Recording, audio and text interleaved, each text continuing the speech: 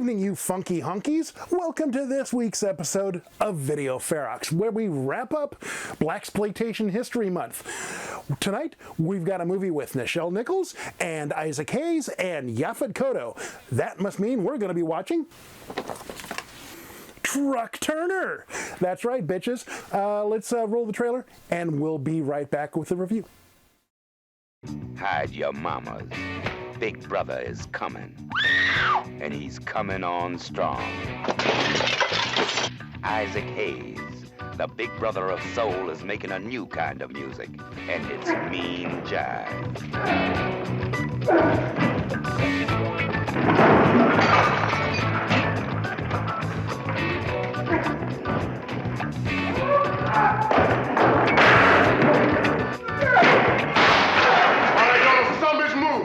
If anybody asks you what happened, tell them you've been hit by a truck.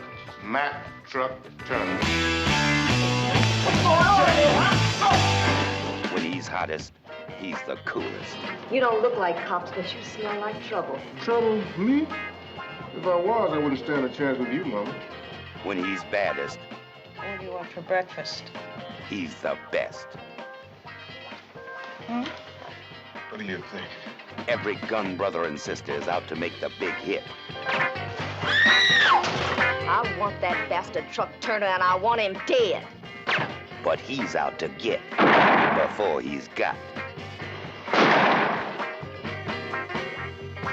Gentlemen, this is my family. These all prime cut bitches, $238,000 worth of dynamite is Fort Knox in pennies. Candy did $17,000 last year. That's Turnpike. She did $26,500. She's called Turnpike because you gotta pay to get on and pay to get off. And where's my baby? That's Taffy. This bitch grows $37,500 working part-time. Her clients call her Colonel Sanders because she's finger-licking good. Oh, Mama. The man who kills him gets my broads, and I'll run the stable. Isaac Hayes as a skip tracer, a modern-day bounty hunter, making a healthy living by making living unhealthy for cats who skip bail.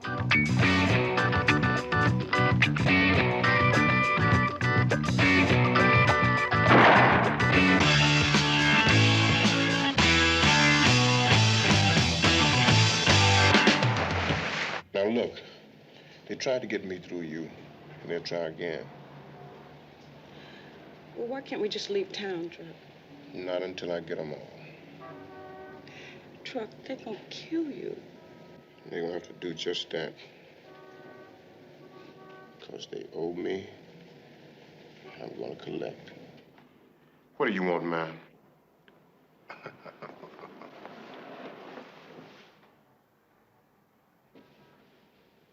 The sky is about to open up on your head. Better retire. Take a vacation. Lay on a beach for about 90 years. You got 10 seconds. To find the rooster, you check the hens. All you bitches out of business! Pack your shit! If you have to bust every hen house in town. Pack your ass, bitch. Your ass is leaving. What are you doing? Cut that act, bitch. I don't understand, Truck Turner. What the hell is... Get out of my closet. Your shit backfired. I killed Blues, Ed. Listen to me. You and me could... Ah! Truck Turner, anything you want, you can have it. Listen, come on, hit it.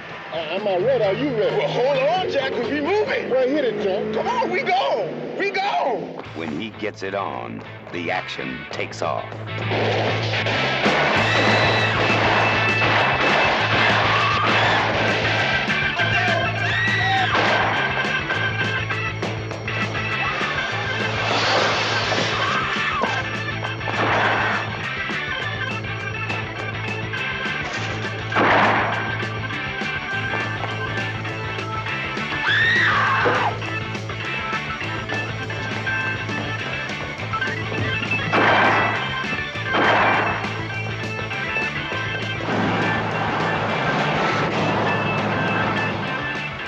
Isaac Hayes the magic name of music.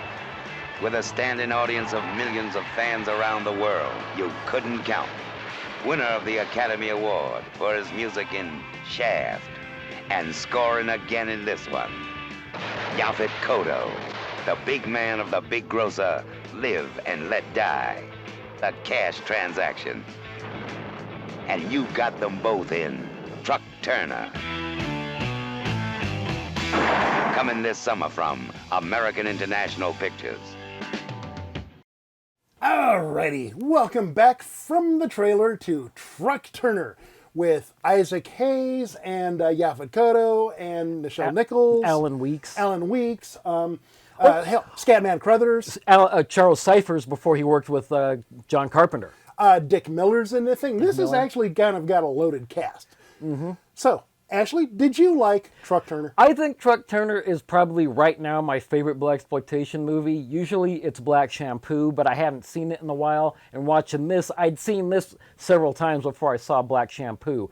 And I used to own a copy, so having it again has just raised it back up because it's just so damn fun. Let's be absolutely clear about this. Yes, it's a blaxploitation movie. It has all the blaxploitation movie trappings, but this is a solid 70s action movie first that just happens to have a black cast and blaxploitation tropes. It's full of all the things I love. A lot of fast-moving cars when I want a car chase. This thing has just got, they're speeding all over the place. This movie never fucking stops. It's always a fist fight or a gunfight or a car chase or, hell, the only time the movie slows down is when Truck fucks his woman. That's it. Every other time, it's just throwing fists or hubcaps or whatever. This thing is fucking awesome. And I mean, it's full of classic cars, the type I love, because I love Oh my old God, cars. destroying that pink Cadillac just hurt my soul. It's fucking thin. Oh my God. It was so, they wrecked it. I mean, back in those days, they really made cars. The damage that car sustained, you hit a Subaru once and it's on chocks and shit for the hospital. So yeah, the stunts are solid, the music's great. I mean, it's fucking Isaac Hayes, so of course it's going to be, solid music. This is one of those movies where they actually do the pose in the poster or at least the advertisement, where he's got like 3 shots where he's just aiming that gun, his 357, at the bad guys off screen. And it's just like, yeah, that's what we get in there for, All right, so you love it, I love it. Let's just move on to the spoiler section so we can dissect this motherfucker. Right so, on. Spoilers! Spoilers! Yeah. I am your father. So the movie opens with this montage of LA, and being that this is set in LA versus New York City, it's got a very different vibe than what you get with a blaxploitation or hell, even just any exploitation movie. And I wonder how much of the action that was going on in the background, like that one fist fight and the 2 cops come rolling up, I wonder how much of that was staged and how much was just the crew wandering around East LA, seeing some trouble. Quick, point the camera out to the side of the car. And they clearly can't fight. They're so drunk, they're just doing this. And then the cop comes and gets a stick and hits the one guy, the Hispanic guy or Native American guy is just like, ah! And it's obvious that these people are in a cycle that just repeats day in and day out. And this is where Truck Turner and Jerry come in, because these guys are skip tracers, bounty hunters that chase after bail jumpers. And they've got great chemistry together. I wish that Jerry had made it all the way through the movie to the end, because just the interplay between Isaac Hayes and Jerry is really fucking tight. And so Truck and Jerry, their first assignment is to go to this military base and collect somebody who has skipped out on their court date. And this is where we get how goddamn witty the movie is, because after they go through and get through the gate, and the gate's like, they're like, oh, we're not going to let a couple of black people in here, screw you guys. But Truck, he's got the paperwork that lets him go in. But they give him grief. And he says, fuck this, blows through the gate, and they shoot out his tire. And Truck is like, oh, please shoot the left, please shoot the back left. And because he needs a new back left tire. And cut to, the gate guards is like, the ones like standing over him is like, dude, I told you, just call the captain. That's how this works. And the other guy's like, shut up, as he's changing the tire. they get the bounty and drag him out of the base, and they're driving back. And it's this convertible, and he's in the back seat, and the bounty is like, I don't believe I was caught by these two niggers, and Truck's like, dude, shut up. And he's like, oh yeah, you wouldn't be so tough if I didn't have these on. Cut to Truck Turner whooping his ass. Then we cut back to them driving away, and all you see are these two legs sticking out of the back of the convertible. I'm like, that is fucking funny. And they're just twitching. This has set the pace of the entire movie. Because basically, Truck, he takes his job seriously, but not so seriously that he doesn't get like 5 shoots to the wind. I mean, he lives in a rundown apartment. It's full of beer cans, and everything's just trashed. I mean, he's a bachelor. He's got a girlfriend, a thief, in jail, and they get nuptials or whatever. They get visits and stuff on a regular basis. And she's been in for like a month, and he's been in to visit her about 6 times. And he gets like 1 minute for them to talk between bars and stuff. And he loves her and wants to get her out of this life of crime, but he's trying to do it his way. And Alan's like, man, your girlfriend's no good. Man, you got to get out of this shit. And this is the relationship between these two helps to drive the movie. Because Truck wants to be better at his job, and he wants to be a better man so that she can have a better life. I liked towards the end, now we're skipping ahead well to the end of the movie, where the pimps are trying to kill Truck, and she is a liability. And I liked his, hey baby, let's go get you a dress. And they go to this dress shop, and it's like, here, I like this one, get it and go put it on. And he shoves them into the changing room. Oh, here, let me hold your purse. And then while she's in the back changing, he's got about 3 minutes or so, and he just starts throwing some perfume in there. Hands her back her purse. It's like, it's like, don't worry, baby. I'll pay for the dress. I'll pay for the dress. You look beautiful. You look beautiful. She starts heading out the door with a dress that she didn't pay for because Truck didn't pay for it. And her purse loaded with perfume.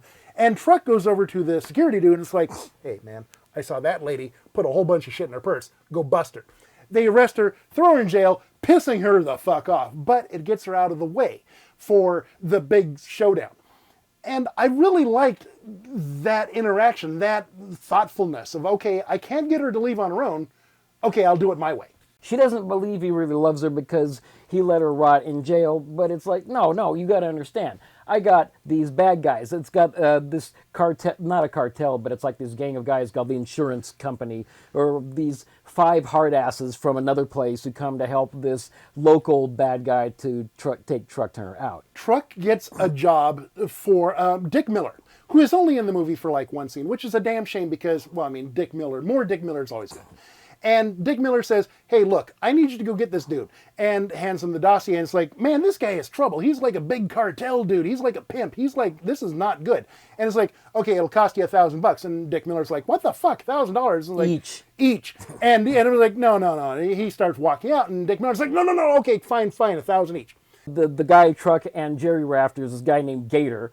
And he's kind of a high-level pimp, but he lives in this rundown house in this shitty-ass neighborhood. And he's got this white girlfriend, and he's doing drugs and stuff. And he's basically verbally abusing her and shit when Truck and Jerry get the drop on him. But he gave them this car chase, and he ruins this fucking, 68 Lincoln Continental or something. Like, god damn it. It's a trope of car chases in action movies where you have people walking back and forth carrying a large pane of glass, or the person with a baby carriage walking across the street so the cars can have things to smash into and fruit goes flying everywhere. Why the fuck it was one of the people, he was walking across the street with a baby carriage and the car plows into it and bagels. This fountain of bagels. Why do you have like 500 bagels in a baby carriage? He's Jewish. He was a devout Jew. He had the hat and the 4. Yeah, he was Jewish. I was looking at him because I recognized he was Jewish because there's a huge Jewish community in L.A. And then when I saw the bagels go flying, I was like, oh, son of a bitch.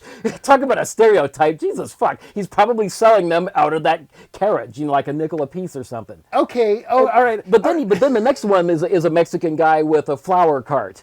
And so, they've taken all the tropes. You got Jews, you got Mexicans, and whatnot. And there's a couple of barrels that they plow into, and stuff goes flying everywhere. And there's they run into cars, and it's actually a really legitimately good car chase. I mean, it's not like Bullet or anything, but it's still really good for the budget they had. One of the absolute best shots in this entire movie that shows some of the framing is after Gator gets taken out, And Dorinda, that's Nichelle Nichols' character, and she's like a major madam, and she's got this huge pad, and she's got all these women.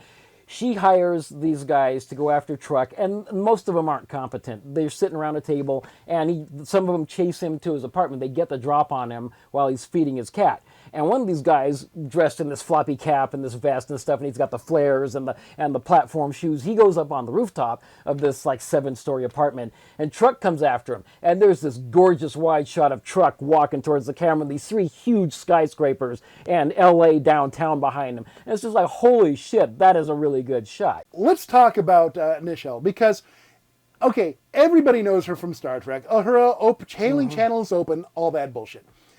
Here, she is absolutely chewing the goddamn scenery. She is relishing in the fact that she is this stone cold bitch. And it is clear she is having a blast with this movie. She is cussing up a storm. She's using every $5 word that she can get her hands on. I mean, they really just slathered it on because they wanted to divorce her from some of the previous roles she had so she can just open up. You know, because sometimes you got to go, you know, low rent or dark to expand your career. Even though her career up to that point was pretty fucking huge. I mean, she'd been in a lot of shit. But here she was just having fun. I mean, you know, just a lot of fun. And, of course, her scenes with Yaphet Kotto, where after the army of hitmen try and get Truck and fail, she goes to Yaphet Kotto and says, hey, Blue, I need you to kill Truck for me. And it's like, man, I need some return on my investment. And the scene where they're negotiating and talking back and forth is really strong. And those two have great chemistry together. Oh, yeah. I wish desperately that she had done more than this one Blaxploitation movie. She was so good. And you can see the opinion that Blue has of some of the people that work in his same line of business. After Gator gets done in, there's a funeral, and a lot of pimps and prostitutes and other people in the trade show up. And then Blue gets out of his car, walks over all suave and dapper and stuff, spits on the guy. Now, a lot of guys going through in there, and they're doing stuff like putting ash from a cigarette or putting in some Coke from a bottle or whatever. You know, that shows the people he was around, but, you know, Blue is just kind of like, this motherfucker's beneath me. And the look on Dorinda's face could chew nails off a fence. She's like, motherfucker. And her eye kind of twitches for a second there. They play this movie fairly straight all the way through, but they had to have known the optics of the pimp funeral because, oh my God, I mean, they're coming in with like pimp limps and the guys who are coming to pay their respects. It looks like the fucking the Players Ball from the Mac. And, you know, they've got like the big fur collars and they're all, you know, there's that one dude who has the eye patch with the sequins and he's like this sort of denim cowboy thing. I'm like, okay, is this supposed to be serious or is this a parody? I don't know, but it's a fun scene. Yeah, I can't remember the name of the guy with the eye patch, but his patch always matches his shirt. It's like he's got matching apparel for whatever he wears. And he's really dapper and stuff. And there's one woman at the funeral, she's got this rainbow wig, you know, that I was thinking, oh man, taste the rainbow on this shit. Man, but this movie is full of so many good touches. One of the things I really appreciate is a lot of the scenes, the stunts and stuff. Like when they're driving, it's clear that that Alan Weeks or Isaac Hayes are driving their cars doing full speed. It's not stunt guys because they probably just didn't have the money to hire a bunch of stunt guys. And there's one point in the chase scene where after Gator's car gets completely wrecked because he runs into some shit in the end, it's just bollocks. They're coming around a corner doing about 40 or 50, and it's like, ah! And it's those guys. It's not a bunch of stand-ins. Shoot the radiator, the car grinds to a halt, dude gets out and runs over to a bar. Throws up a whole bunch of money. It's like, hey, there's some 2 hard-hitting niggers that are coming into the door. I want you to stop them. Here's $50 for everybody. And out the door he goes. And you can tell that it's Truck and Jerry, the actors, actually throwing fists in there and actually doing the proper stunt work. It's really cool. They do some close-ups and stuff and some tracking shots, but for the most part, it's just some really good photography in this close bar. And they do some like some bird's eye view of some of the fight scene and everything, going over the tops of a bar or whatever. In fact, the first hit is Truck goes in and gets cold cocked, and then guy grabs a stool and breaks it over Isaac Hayes' back. And then they just get into it. Jerry runs around the back of the building looking for the pimp. sees him running, hears the Oh shit, I gotta go save my partner. Goes in to save his partner. he runs in the back door and then immediately gets grabbed and they start going at it. And this is just a good old-fashioned knuckle dusting, good time in here. And then Isaac Hayes grabs like a cue ball and like shoves it in the dude's mouth. And I'm like, okay, physics doesn't work like that. You just broke every single tooth in his mouth. Whatever, dude. It's a movie. Don't think about it. They're breaking bottles over guys' heads. Guys getting thrown around.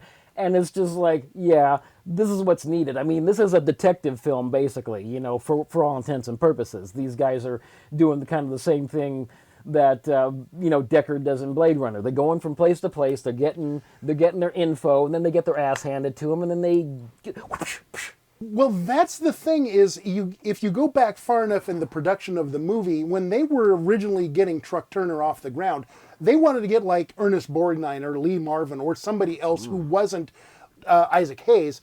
When those guys weren't available, it's like, hey, Blaxploitation's making some money. Let's get Isaac Hayes and we'll, turn it into, Truck Turner, basically. So I could see him throwing some punches, although he was kind of starting to get a little towards the, not aging out, but getting a little more rotund and stuff. So the more physical shit. This was about 6 years before the Black Hole, if I remember correctly. All right. In that, Isaac Hayes is a musician first and a actor second. Let's talk a little bit about the music in this thing. Isaac Hayes manages to avoid sounding like Son of Shaft with all his music. So, yay, good thing. It's a hard driving sound and song. I mean, whenever the main theme comes on, it's just like